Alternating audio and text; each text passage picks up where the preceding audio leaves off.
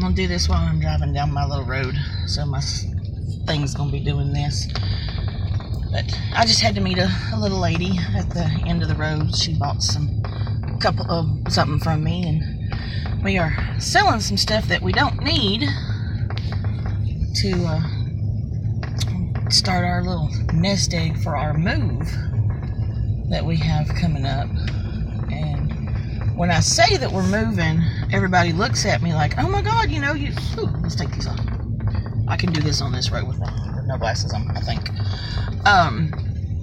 Especially, at my job, because I've only been there this will be a month now. And they're like, well, you just started working here, you can't move already. And I'm like, oh, no, it's okay, I'm good. I've got, 2.5 years before we're, final and ready to go. And they look at me like, you're planning to move 2.5 years from now? And I'm like, well, yeah, it's got to be planned, because, this is a cross-country journey that, we're going to be on. And it's going to take a little bit. I've got some wheels spinning, some little check boxes I got to make in my Dream Big journal that I have. Ooh, let's stop. I'll show you real quick. I have it in my purse. This is my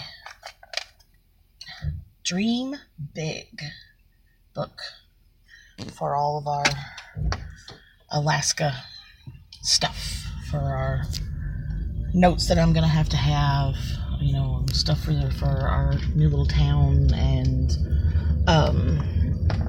just stuff about Alaska in general, child support office, doctor's offices, dentists, fishing places in town, things the kids will be able to do. I found out, yesterday or day before, I was talking to Kenneth.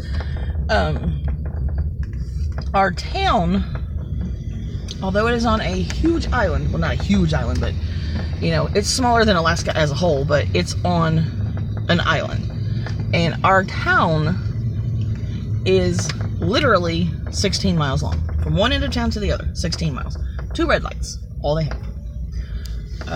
So everything's pretty much like on that main road between the ocean and town.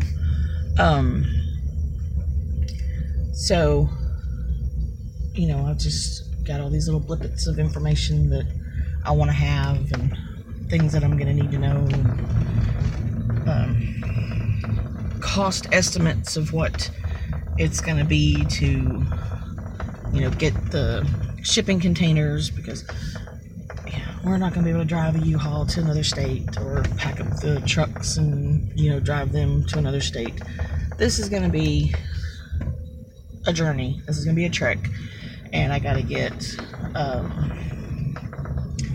pass cards, or passports, but they're pass cards. They're about the size of a credit card, which I'm pretty sure somebody somewhere already knows this.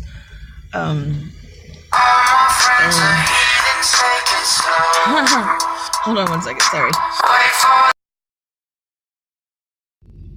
Okay, I hope that did not mess up. I think it did. But anyways, I think I pushed the wrong button somewhere. If I lost some stuff, I'll have to redo it. Pass cards, anyways, are like credit card size passports that you keep. And where a passport is good for like your long international flights, like Scotland, France, overseas kind of thing.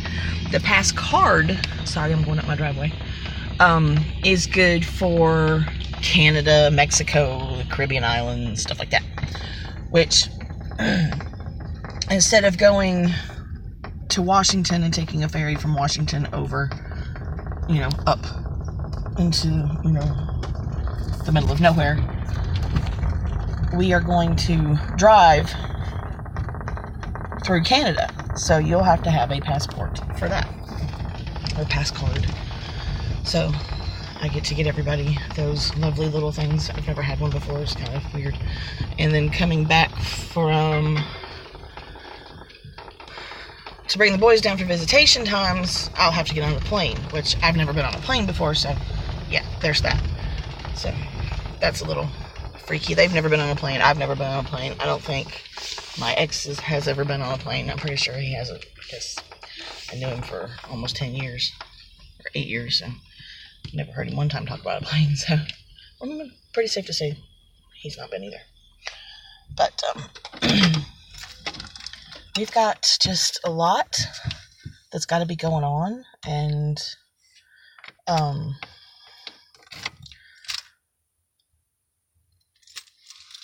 trying to figure some stuff out, trying to get a budget going, to make sure everything it stays caught up here and doesn't get behind, and then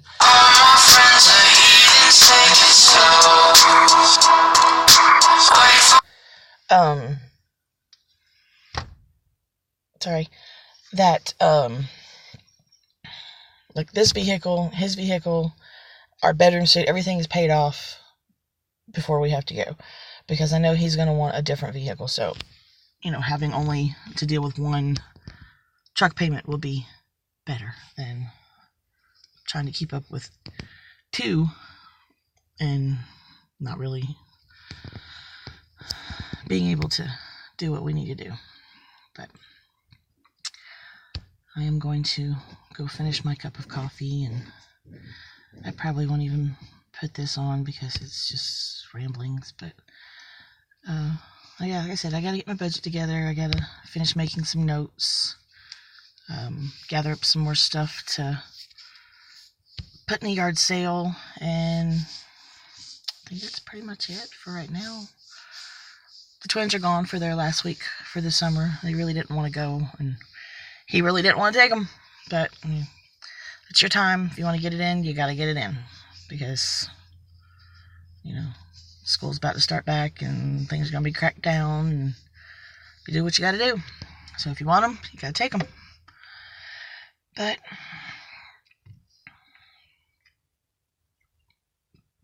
shipping containers. Sorry, brain fart. We'll have several shipping containers put out here in the yard.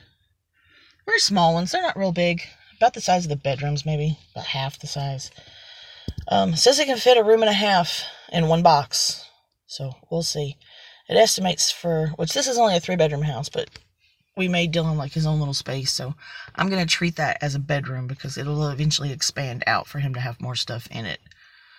Because I'm going to sell the sofas. Nobody ever sits in there except for Caitlin, and she plops and she's tearing my couch up, so I might as well go ahead and sell it to somebody whose kids are not going to destroy it, who can get some good use out of it until it's completely gone. Because I'm always in the bedroom, they're always in their bedrooms, or sitting at the kitchen table, or they're in there with me, so it serves no purpose to have a living room because we don't use it. But I'm going to treat Dylan's room as like a regular big room, and then for an estimate of 4-bedroom house, it says I need 6 containers. 6 containers plus shipping costs, plus them coming to pick it up, plus the driver, plus fuel, plus ferry costs. Because yes, it has to get on a ferry to be transferred over to the island to come off for us to be able to get our stuff out. Is like $12,000. So, and I know I can do that. I can take 2 tax seasons and do that. That's not that big of a deal. But at the same time, I've got to be able to pay a deposit, a first month's rent, deposits for the cats if they even let us bring them, because apparently on the island there's not a lot of people who have pets there. Or at least not cats, because everything that I've looked at so far says no pets at all. But it's when people get there, they kind of sort of stay there. So if something comes available, the people have the right to be picky. They can be choosy as to who lives there and who doesn't live there. So I'm not trying to be grumpy at people, but I've actually talked to a lady already who said that, she would, if one of her properties was available at the time that we were coming, she would work with us.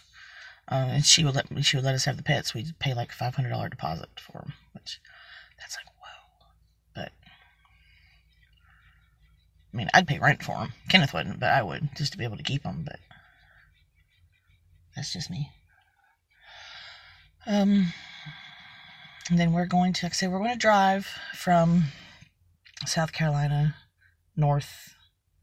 I think we actually go into Canada through Minnesota, I believe. And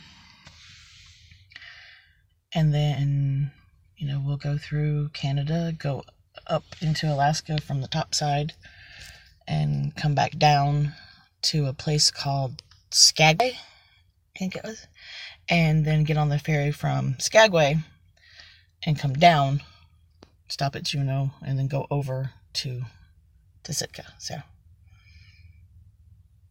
never seen Canada. I've never seen any place really, other than Georgia, Tennessee, Florida, and now South Carolina. So I'm 40 and I've seen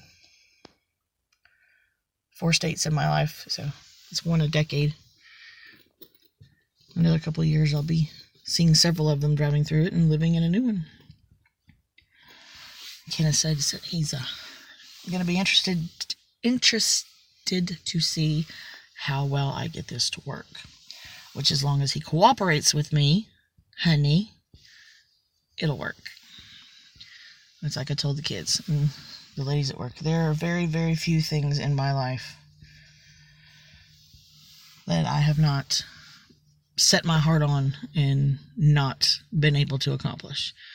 Having kids was one of those things, and even though it took me 13 years and a lot of heartache and some bad times to get them, I got them. So, and that was me trying to do it pretty much by myself, other than the process of getting them. And now I've got someone that wants this more, I think, than I do, so he's been wanting to go forever. And, it's the one thing I can give him that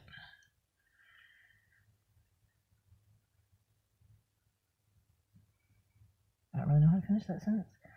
I don't do cold. I don't like cold. But I'll suffer for it, because I know that it's going to be more beautiful and awesome than it is to be wallowing in cold. So,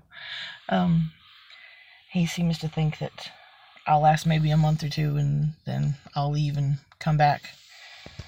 But it's like I told him, 6 months into our relationship, and this year will be 5 years in a couple of weeks. Actually, this coming up Friday will be 5 years we've been together.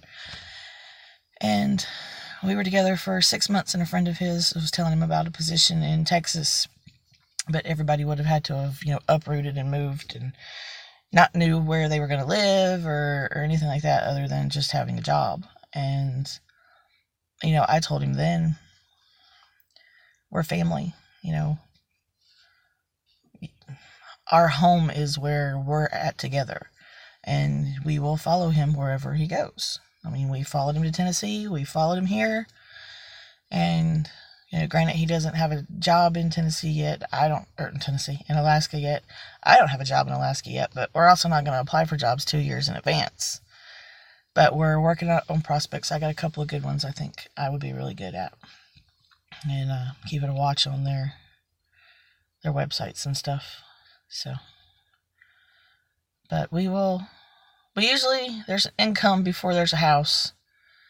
And this is not going to be one of those moves because it is so far away and it does cost so much to get there. This is not going to be one of those where, we just kind of show up and go, here we are. Let's figure out what the heck we're doing. We're going to know what we're doing before we get there. I have no problem paying rent on a house for a couple months before we are actually officially there, just to make sure that, we have a place once we're there. And, a couple months before then, start working on resumes and applications and stuff. And, I can do phone interviews all day long, as long as, people understand we're on our way there. Can you work with us a little bit? And I said, it's population of about 9,000 people. So it's fairly small compared to other places that are in Alaska. My original spot was only 2,000 people, which was way too small because there was nothing ever available. But you get there and you become part of the family and you look out for each other. That's one of the things that I love about this little town, and I love the fact that, in another 2 years, let's see, the boys will be 12 going on 13. Caitlin will be 14 going on 15, because she'll be 12 this year. She's 11. They're 10. So they will be, yeah, that's right. They'll be 12, and she'll be 14. Yeah. So, they're already pretty trustworthy now with a lot of things. And another 2 years, they'll be a lot more, hopefully. Cross fingers, knock wood. They'll be a lot more trustworthy with things. And, the whole town is 16 miles long. It's surrounded by water everywhere you go. It's not like they can, fall off and get lost. And they've got the library, they've got the wellness center, they've got the ice cream parlor, they've got the dance studio, they've got all kinds of different things that they can get themselves into and enjoy and have fun and just be able to be little young people, out making some friends and enjoying themselves. The only thing that worries me is I got to give them keys to my front door. And there's no other children allowed in the house unless me or Daddy are at home. That's just the way it's going to be. Like little people running through my house. I don't even like grown people running through my house. But I'm going to go finish my coffee and finish my episode of Criminal Minds and then get to work on some stuff for the day. But you guys enjoy.